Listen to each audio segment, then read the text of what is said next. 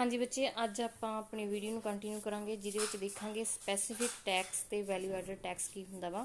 Specific tax बेटा किहड़ा हुंदा, if a tax is imposed on the basis of size, weight और number of units of commodity. ठीक है, जो टैक्स आ जिहड़ा बेटा किसी वस्तु की साइज ते वेट ते जां फिर उहदे नंबरस ते कितनियां यूनिट्स आ उहदे हिसाब नाल जो लगदा तां उहनूं आपां की कहने आ, स्पैसीफिक टैक्स कहने आ। For example, suppose government imposes a tax 5000 per car on the car producing firm। मतलब कि ਜਿਹੜੀ ਸਰਕਾਰ ਆ ਉਹ ਕੀ ਆ ਇੱਕ ਕਾਰ ਦੇ ਪਿੱਛੇ 5000 ਜਿਹੜਾ ਟੈਕਸ ਲਗਾ ਰਹੀ ਹੈ ਜਿਹੜੀਆਂ ਕਾਰ ਪ੍ਰੋਡਿਊਸਿੰਗ ਫਰਮਸ ਆ ਉਹਨਾਂ ਤੇ। This tax will be known as specific tax. ਤਾਂ ਇਹਨੂੰ ਅਸੀਂ ਕੀ ਕਹਾਂਗੇ ਬੇਟਾ, ਸਪੈਸੀਫਿਕ ਟੈਕਸ ਕਹਾਂਗੇ। Specific tax is very simple and convenient. ਇਹ ਕੀ ਹੈ, ਬਹੁਤ ਸੌਖਾ ਤੇ ਸੁਵਿਧਾਜਨਕ ਹੁੰਦਾ। But the burden of this tax is equal on the sections. But ਇਹਦਾ ਜਿਹੜਾ ਬਰਡਨ ਆ ਬੇਟਾ ਉਹ ਸਾਰੇ ਸੈਕਸ਼ਨਸ ਤੇ ਇੱਕੋ ਜਿਹਾ ਹੁੰਦਾ ਵਾ।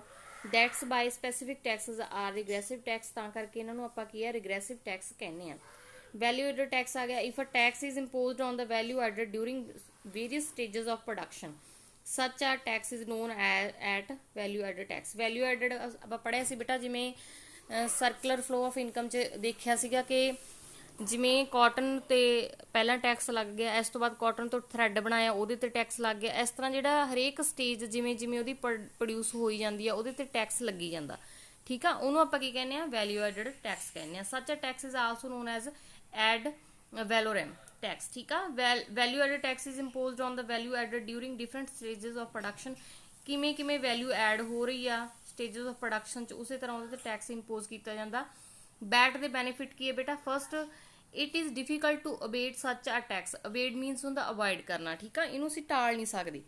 Secondly such a tax helps to avoid the problem of double taxation. इहदे नाल की डबल टैक्सेशन नहीं हुंदी। मीनस कि जे साडे कॉटन ते पहलां, ठीक आ, ਜਿਹੜਾ ਕਾਟਨ ਤੇ ਪਹਿਲਾਂ ਟੈਕਸ ਲੱਗ ਚੁੱਕਿਆ, ਥਰੈਡ ਤੇ ਲੱਗ ਚੁੱਕਿਆ ਵਾ, ਤਾਂ ਫਾਈਨਲ ਜਿਹੜੀ ਸਟੇਜ ਹੋਊਗੀ ਉਹਦੇ ਤੇ ਕੀ ਟੈਕਸ ਨਹੀਂ ਲੱਗੂਗਾ, ਜਾਂ ਫਿਰ ਸਾਡੀ ਫਾਈਨਲ ਸਟੇਜ ਹੋਊਗੀ ਉਹਦੇ ਤੇ ਹੀ ਟੈਕਸ ਕੈਲਕੂਲੇਟ ਕੀਤਾ ਜਾਊਗਾ।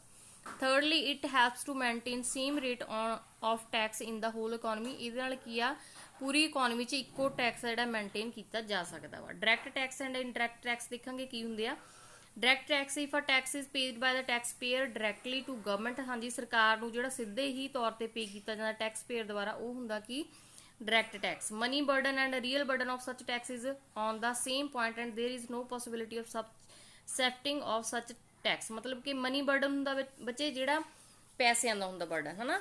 ਮਤਲਬ ਕਿ ਇੱਥੇ ਕੀ ਹੈ, ਜਿਹੜਾ ਮਨੀ ਬਰਡਨ ਤੇ ਰੀਅਲ ਬਰਡਨ ਜਿਹੜਾ ਹੁੰਦਾ ਵਾ ਉਹ ਕੀ ਆ, ਟੈਕਸ ਪੇਅਰ ਤੇ ਹੀ ਹੁੰਦਾ ਵਾ, ਨਾ ਕਿ ਇਹ ਦੂਸਰਿਆਂ ਨੂੰ ਸੈਫਟ ਨਹੀਂ ਕਰ ਸਕਦੇ ਆਪਾਂ। ਇਨਕਮ ਟੈਕਸ ਹੋਇਆ, ਕਾਰਪੋਰੇਸ਼ਨ ਟੈਕਸ ਹੋਇਆ, ਇਹ ਕੀ ਹੈ, ਡਾਇਰੈਕਟ ਐਕਸਪੈਂਸ ਦੀ ਜਿਹੜੀਆਂ ਟੈਕਸ ਦੀਆਂ ਐਗਜ਼ਾਮਪਲਸ ਨੇ। ਅਕੋਰਡਿੰਗ ਟੂ ਡਾਲਟਨ ਦੇ ਕੀ ਕਹਿੰਦਾ ਬੇਟਾ, a direct tax is really paid by the person on whom it is legally imposed. ਇਹ ਉਹੀ ਵਿਅਕਤੀ ਦੁਆਰਾ ਪੇ ਕੀਤਾ ਜਾਂਦਾ ਵਾ ਜਿਹਦੇ ਦੁਆਰਾ ਕੀ ਆ, ਕਾਨੂੰਨੀ ਤੌਰ ਤੇ ਲਾਗੂ ਹੁੰਦਾ ਵਾ। ਠੀਕ ਆ ਜੀ। ਇਨਡਾਇਰੈਕਟ ਟੈਕਸ ਕੀ ਹੋਊਗਾ ਬੇਟਾ, if a tax paid by the tax payer indirectly to government. ਸਰਕਾਰ ਨੂੰ ਕੀ ਆ, ਇਨਡਾਇਰੈਕਟਲੀ ਮਤਲਬ ਅਸਿੱਧੇ ਤੌਰ ਤੇ ਜਦੋਂ ਪੇ ਕੀਤਾ ਜਾਂਦਾ ਵਾ ਉਹਨੂੰ ਅਸੀਂ ਕੀ ਕਹਿੰਦੇ ਆ, indirect tax. Money burden and real burden of such a tax is on different points and such a tax is separate.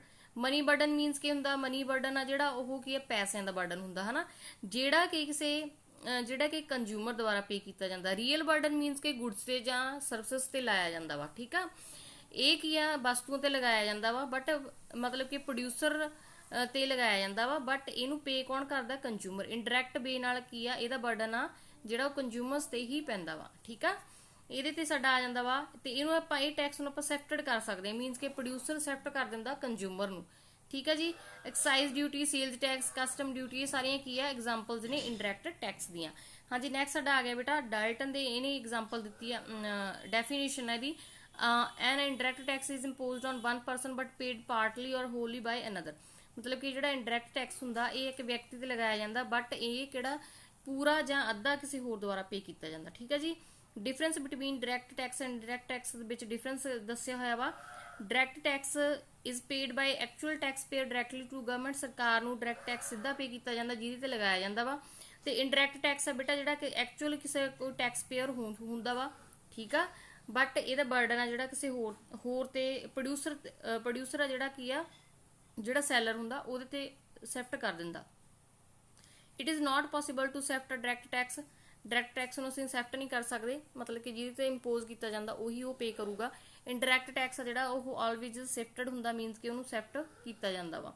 Money burden real burden ਜਿਹੜਾ ਡਾਇਰੈਕਟ ਟੈਕਸ ਦਾ ਹੁੰਦਾ ਉਹ ਇੱਕ ਵਿਅਕਤੀ ਤੇ ਹੁੰਦਾ ਵਾ, ਠੀਕ ਆ, ਜਿਹਦੇ ਤੇ ਲਗਾਇਆ ਜਾਂਦਾ ਉਹਨੇ ਪੇ ਕਰਨਾ ਹੁੰਦਾ ਵਾ। ਬਟ ਜਿਹੜਾ ਇਨਡਾਇਰੈਕਟ ਟੈਕਸ ਹੁੰਦਾ ਲਗਾਇਆ ਕਿਸੇ ਹੋਰ ਤੇ ਜਾਂਦਾ, ਬਟ ਇਹਨੂੰ ਪੇ ਕੋਈ ਹੋਰ ਕਰਦਾ ਵਾ, ਠੀਕ ਆ। ਡਿਫਰੈਂਟ ਪੁਆਇੰਟਸ ਹੁੰਦੇ ਆ ਇਹਦੇ। Payment of direct tax can not be postpone, ਮਤਲਬ ਕਿ ਜਿਹੜਾ ਡਾਇਰੈਕਟ ਟੈਕਸ ਦੀ ਪੇਮੈਂਟ ਆ ਉਹ ਪੋਸਟਪੋਨ ਨਹੀਂ ਕੀਤੀ ਜਾ ਸਕਦੀ, ਅੱਗੇ ਪਿੱਛੇ ਨਹੀਂ ਕੀਤੀ ਜਾ ਸਕਦੀ। Where is payment of indirect tax can be postpone till the purchase of goods ਔਰ ਸਰਵਿਸਿਜ਼।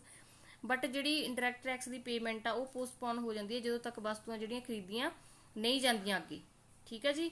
ਆ direct tax is progressive tax as the burden of such tax falls more on the rich than the poor. ਜਿਹੜਾ direct tax ਹੁੰਦਾ ਬੇਟਾ ਇੱਕ progressive tax ਹੁੰਦਾ ਵਾ, ਤੇ ਮਤਲਬ ਕਿ ਇਹ ਅਮੀਰ ਵਿਅਕਤੀਆਂ ਤੇ ਲਗਾਇਆ ਜਾਂਦਾ ਵਾ, ਨਾ ਕਿ ਗਰੀਬ ਵਿਅਕਤੀਆਂ ਤੇ। ਜਿੰਨੀ ਜ਼ਿਆਦਾ ਕਿਸੇ ਦੀ ਇਨਕਮ ਹੋਊਗੀ ਉਨਾ ਜ਼ਿਆਦਾ ਉੱਤੇ ਟੈਕਸ ਇੰਪੋਜ਼ ਕੀਤਾ ਜਾਂਦਾ। ਤੇ ਦੂਸਰੇ ਪਾਸੇ ਜੇ ਆਪਾਂ ਇਨਡਾਇਰੈਕਟ ਟੈਕਸ ਦੇਖੀਏ ਕਿ ਰਿਗਰੈਸਿਵ ਟੈਕਸ ਹੁੰਦਾ, ਮੀਨਸ ਕਿ ਇਹ ਸਾਰਿਆਂ ਤੇ ਇੱਕੋ ਜਿਹਾ ਲੱਗਦਾ ਵਾ। ਇਹ ਨਹੀਂ ਹੈਗਾ ਮਤਲਬ ਕਿ ਜਦੋਂ ਗਰੀਬ ਵਿਅਕਤੀ ਕੋਈ ਵਸਤੂ ਖਰੀਦੂਗਾ ਤਾਂ ਉਹਨੂੰ ਘੱਟ ਰੇਟ ਤੇ ਦਿੱਤੀ ਜਾਊਗੀ, ਉਹਨੂੰ ਵੀ ਉਨੇ ਰੇਟ ਤੇ ਦਿੱਤੀ ਜਾਊਗੀ, ਉਹ ਵੀ ਉਨਾ ਹੀ ਇਨਡਾਇਰੈਕਟਲੀ ਤੌਰ ਤੇ ਟੈਕਸ ਪੇ ਕਰੂਗਾ। ਹਾਂਜੀ, ਨੈਕਸਟ ਪੇਜ ਤੇ ਆ ਜਾਈਏ ਬੱਚੇ ਆਪਾਂ। ਇਹਦੇ ਵਿੱਚ ਸਾਡਾ ਆ ਜਾਂਦਾ direct tax is generally imposed on income. ਜਿਹੜਾ ਡਾਇਰੈਕਟ ਟੈਕਸ ਹੁੰਦਾ ਜ਼ਿਆਦਾਤਰ ਕੀ ਆ ਆਮਦਨ ਤੇ ਲਗਾਇਆ ਜਾਂਦਾ ਵਾ, ਵੈਲਥ ਤੇ ਜਾਂ ਪ੍ਰੋਫਿਟ ਤੇ ਲਗਾਇਆ ਜਾਂਦਾ, ਠੀਕ ਆ। ਤੇ ਇਨਡਾਇਰੈਕਟ ਟੈਕਸ ਆ ਬੇਟਾ ਜਿਹੜਾ ਕੀ ਆ ਪਰਚੇਜ਼ ਔਰ ਕੰਜ਼ੰਪਸ਼ਨ ਮੇਡ ਬਾਏ ਦਾ ਟੈਕਸ ਪੇਅਰ, ਮਤਲਬ ਕਿ ਜਦੋਂ ਕੋਈ ਜਿਹੜਾ ਕੰਜ਼ਿਊਮਰ ਆ ਉਹ ਕੋਈ ਵਸਤੂ ਖਰੀਦੂਗਾ ਜਾਂ ਫਿਰ ਕੀ ਆ ਕੰਜ਼ੰਪਸ਼ਨ ਕਰੂ, ਮਤਲਬ ਕਿ ਉਹਨੂੰ ਯੂਜ਼ ਕਰੂਗਾ, ਤਾਂ ਉਦੋਂ ਲਗਾਇਆ ਜਾਂਦਾ, ਠੀਕ ਆ। ਮੇਨ ਕੰਪੋਨੈਂਟਸ ਆ ਜਿਹੜੇ ਟੈਕਸ ਰਿਸੀਟਸ ਦੇ ਕਿਹੜੇ ਕਿਹੜੇ ਸੀ ਆਪਾਂ ਪੜ੍ਹੇ ਆ, ਠੀਕ। ਇਹਦੇ ਵਿੱਚ ਕੀ ਆ ਜਾਂਦਾ ਇਨਕਮ ਟੈਕਸ। ਇਨਕਮ ਟੈਕਸ ਜਿਹੜਾ ਕੀ ਆ ਕਿਸੇ ਦੇ ਵਿਅਕਤੀ ਦੀ ਆਮਦਨ ਤੇ ਲਗਾਇਆ ਜਾਂਦਾ ਵਾ। ਕਾਰਪੋਰੇਸ਼ਨ ਟੈਕਸ ਕਿਹੜਾ ਹੁੰਦਾ ਬੇਟਾ ਜਿਹੜਾ ਕਿ ਇੰਪੋਜ਼ਡ ਔਨ ਦਾ ਕਾਰਪੋਰੇਸ਼ਨਸ, ਮਤਲਬ ਕਿ ਜਿਵੇਂ ਕਾਰਪੋਰੇਸ਼ਨ ਹੁੰਦਾ ਵਿਅਕਤੀਆਂ ਦਾ ਇਕੱਠ, ਜੇ ਕੋਈ ਉਹ ਆਪਣਾ ਕਾਰੋਬਾਰ ਚਲਾਉਂਦਾ ਵਾ, ਠੀਕ ਆ। ਜਿਵੇਂ ਕੰਪਨੀ ਵੀ ਆਪਾਂ ਕਹਿ ਦਈਏ, ਉਹ ਸਾਰੀਆਂ ਜਿਹੜੀਆਂ ਚੀਜ਼ਾਂ ਉਹਨਾਂ ਦਾ ਜਿਹੜਾ ਪ੍ਰੋਫਿਟ ਹੁੰਦਾ ਉਹਦੇ ਤੇ ਟੈਕਸ ਇੰਪੋਜ਼ ਕੀਤਾ ਜਾਂਦਾ। ਐਕਸਾਈਜ਼ ਡਿਊਟੀ ਕਿਹੜੀ ਹੁੰਦੀ ਹੈ ਬੇਟਾ ਜਿਹੜੀ ਪ੍ਰੋਡਕਸ਼ਨ ਕੀਤੀ ਜਾਂਦੀ ਆ, ਗੁੱਡਸ ਐਂਡ ਸਰਵਿਸਿਜ਼ ਦੀ ਜਿਹੜਾ ਪ੍ਰੋਡਿਊਸ ਕੀਤਾ ਜਾਂਦਾ ਉਹਦੇ ਤੇ ਟੈਕਸ ਲੱਗਦਾ। ਕਸਟਮ ਡਿਊਟੀ ਹੁੰਦਾ ਜਦੋਂ ਆਪਾਂ ਕੀ ਆ ਐਕਸਪੋਰਟ ਤੇ ਇੰਪੋਰਟ ਕਰਦੇ ਆ ਗੁੱਡਸ, ਉਹਦੇ ਤੇ ਜਿਹੜਾ ਟੈਕਸ ਲੱਗਦਾ ਵਾ ਉਹਨੂੰ ਅਸੀਂ ਕੀ ਕਹਿੰਦੇ ਆ ਕਸਟਮ ਡਿਊਟੀ ਵੀ ਕਹਿੰਦੇ ਆ, ਤਾਂ ਐਕਸਪੋਰਟ ਇੰਪੋਰਟ ਟੈਕਸ ਵੀ ਕਹਿ ਸਕਦੇ ਆ। Goods and services taxes GST ਬਾਰੇ ਸਾਰਿਆਂ ਨੇ ਪੜ੍ਹਿਆ ਹੋਇਆ ਵਾ, ਠੀਕ ਆ।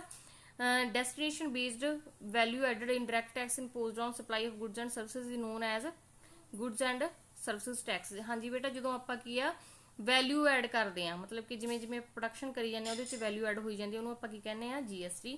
ਅਦਰ ਟੈਕਸਸ ਕਿਹੜਾ ਆ ਜਾਂਦਾ ਵਾ apart from main taxes listed above government imposed many other Texas, ਮਤਲਬ ਕਿ ਇਹਨਾਂ ਤੋਂ ਬਿਨਾਂ ਸਰਕਾਰ ਹੋਰ ਵੀ ਜਿਹੜੇ ਟੈਕਸ ਇੰਪੋਜ਼ ਕਰਦੀ ਹੈ ਉਹ ਕਿਹੜੇ ਕਿਹੜੇ ਆ। ਗਿਫਟ ਟੈਕਸ ਹੋ ਗਿਆ, ਜੇ ਅਸੀਂ ਕਿਸੇ ਨੂੰ ਸਰਕਾਰ ਦੁਆਰਾ ਇੱਕ ਰਿਸਟ੍ਰਿਕਸ਼ਨਸ ਹੁੰਦੀ ਹੈ ਕਿ ਇਦੋਂ ਜ਼ਿਆਦਾ ਜੇ ਅਸੀਂ ਕਿਸੇ ਨੂੰ ਮਹਿੰਗਾ ਗਿਫਟ ਦਿੰਦੇ ਆ ਤਾਂ ਉਹਦੇ ਤੇ ਟੈਕਸ ਜਿਹੜਾ ਇੰਪੋਜ਼ ਕੀਤਾ ਜਾਂਦਾ। ਵੈਲਥ ਟੈਕਸ ਹੋ ਗਿਆ, ਠੀਕ ਆ। ਸਟੈਂਪ ਡਿਊਟੀ ਹੋ ਗਈ, ਐਂਟਰਟੇਨਮੈਂਟ ਟੈਕਸ ਹੋ ਗਿਆ। ਇਹ ਸਾਰੀਆਂ ਚੀਜ਼ਾਂ ਜਿਹੜੀਆਂ ਕੀ ਹੈ ਸਰਕਾਰ ਦੁਆਰਾ ਅਦਰ ਟੈਕਸਸ ਵਿੱਚ ਇੰਪੋਜ਼ ਕੀਤੀਆਂ ਜਾਂਦੀਆਂ ਵਾ, ਠੀਕ ਹੈ ਬੱਚੇ।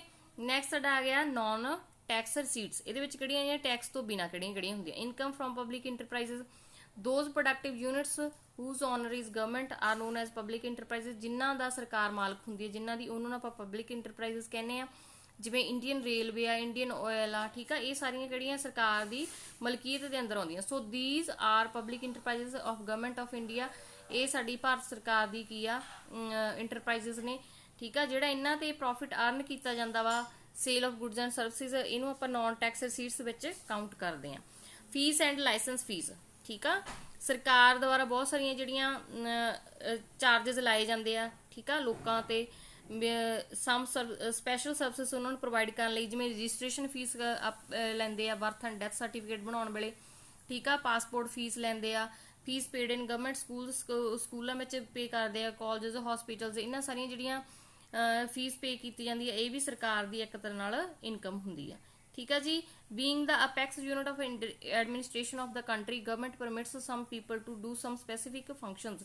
ਇਹਦੇ ਇਲਾਵਾ ਸਰਕਾਰ ਬੇਟਾ ਬਹੁਤ ਸਾਰੇ ਜਿਹੜੇ ਸਪੈਸੀਫਿਕ ਫੰਕਸ਼ਨਸ ਵੀ ਪ੍ਰੋਵਾਈਡ ਕਰਦੀ ਹੈ, ਪਰਮਿਟ ਕਰਦੀ ਹੈ। ਫॉर ਪ੍ਰੋਵਾਈਡਿੰਗ ਦਿਸ ਪਰਮਿਸ਼ਨ, ਇਹਦੇ ਸਰਕਾਰ ਬਹੁਤ ਸਾਰੀਆਂ ਪਰਮਿਸ਼ਨਸ ਦੇਣ ਲਈ ਵੀ ਚਾਰਜ ਕਰਦੀ ਹੈ ਫੀਸ, ਠੀਕ ਆ। ਜਿਵੇਂ ਲਾਇਸੈਂਸ ਫੀ ਹੋ ਗਈ ਸਾਡੀ, ਪਰਮਿਟ ਫੀ ਹੋ ਗਈ। For example fee charge by government while issuing driving licence ਜਦੋਂ ਦਿੰਦੇ ਆ, ਜਾਂ ਸਾਨੂੰ ਐਕਸਪੋਰਟ ਇੰਪੋਰਟ ਅਸੀਂ ਸ਼ੁਰੂ ਕਰਨਾ ਵਾ ਉਹਦਾ ਲਾਇਸੈਂਸ ਲੈਣਾ ਪੈਂਦਾ। ਆਰਮਸ ਲਾਇਸੈਂਸ, ਇਹ ਮਤਲਬ ਕਿ ਅਸੀਂ ਜਦੋਂ ਹਥਿਆਰ ਰੱਖਣੇ ਆ ਉਹਦੇ ਲਈ ਸਾਨੂੰ ਲਾਇਸੈਂਸ ਲੈਣਾ ਪੈਂਦਾ। ਇਹਨਾਂ ਚੀਜ਼ਾਂ ਲਈ ਵੀ ਜੇ ਸਾਨੂੰ ਕੋਈ ਸਪੈਸੀਫਿਕ ਫੰਕਸ਼ਨ ਕਰਨ ਲਈ, ਮਤਲਬ ਕਿ ਸਪੈਸੀਫਿਕ ਕੰਮ ਕਰਨ ਲਈ ਜੇ ਅਸੀਂ ਟੈਕਸ ਪੇ ਕਰ ਰਹੇ ਹਾਂ, ਇਹ ਵੀ ਸਾਡਾ ਕੀ ਆ ਨੌਨ ਟੈਕਸ ਰਸੀਟਸ ਵਿੱਚ ਕਾਊਂਟ ਹੁੰਦਾ ਵਾ। आई होप बेटा ਜਿਹੜਾ ਤੁਹਾਨੂੰ ਸਮਝ ਲੱਗ ਗਿਆ ਹੋਊਗਾ। ਮੈਂ ਬੱਚਿਆਂ ਨੂੰ ਬਾਰ-ਬਾਰ ਰਿਕੁਐਸਟ ਕਰਦੀ ਹਾਂ ਕਿ ਪਲੀਜ਼ ਵੀਡੀਓ ਨੂੰ ਦੇਖਿਆ ਕਰੋ ਤਾਂ ਕਿ ਜਿਹੜੇ ਤੁਹਾਡੇ ਡਾਊਟ ਆ ਉਹ ਕਲੀਅਰ ਹੋ ਜਾਣ। ਜਦੋਂ ਆਪਣਾ ਟੈਸਟ ਹੋਊਗਾ ਤਾਂ ਤੁਹਾਨੂੰ ਉਹਦੇ ਵਿੱਚ ਕੋਈ ਪ੍ਰੋਬਲਮ ਨਾ ਆਵੇ। ਠੀਕ ਆ, ਓਕੇ।